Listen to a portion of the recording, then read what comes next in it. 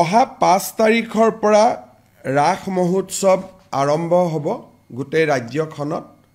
আমি যেনেকৈ দুৰ্গা পূজাৰ সহায় কৰোঁ, বিহুক সহায় কৰোঁ, তেনেকৈ এইবাৰ কেবিনেটে 2068খন ৰাস সমিতিক 25,000 টকাকৈ ৰাস উৎসৱ অনুষ্ঠিত কৰিবলৈ এককালীন সাহায্য মঞ্জুৰি কৰিছে। আৰু মাজুলীৰ যি 67 ৰাস আছে, মাজুলীৰ ৰাস সমিতিসমূহক আমি 50,000 টকাকৈ দিবৰ বাবে সিদ্ধান্ত গ্ৰহণ কৰিছোঁ।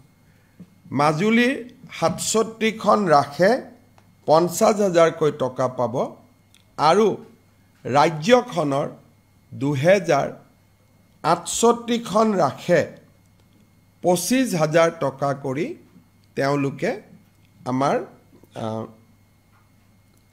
এককালীন সাহায্য লাভ কৰিব। অহা 5 তাৰিখৰ পৰা ৰাস মহোৎসৱ আৰম্ভ হ'ব গোটেই ৰাজ্যখনত।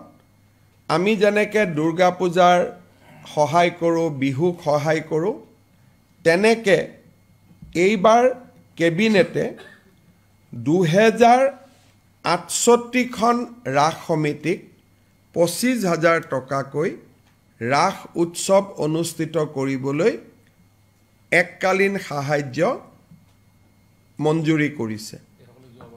আৰু মাজুলীৰ যি 67 ৰাস আছে, মাজুলীৰ ৰাস সমিতিসমূহক আমি 50,000 টকাকৈ দিবৰ বাবে সিদ্ধান্ত গ্ৰহণ কৰিছোঁ।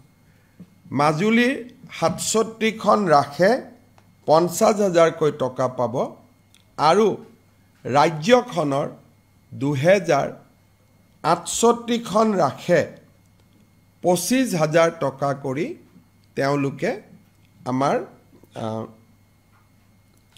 এককালীন সাহায্য লাভ কৰিব। অহা 5 তাৰিখৰ পৰা ৰাস মহোৎসৱ আৰম্ভ হ'ব গোটেই ৰাজ্যখনত।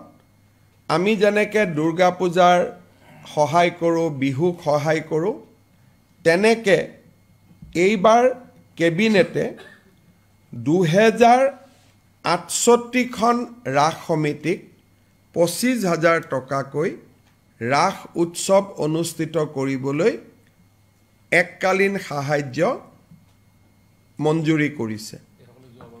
আৰু মাজুলীৰ যি 67 ৰাস আছে, মাজুলীৰ ৰাস সমিতিসমূহক আমি 50,000 টকাকৈ দিবৰ বাবে সিদ্ধান্ত গ্ৰহণ কৰিছোঁ।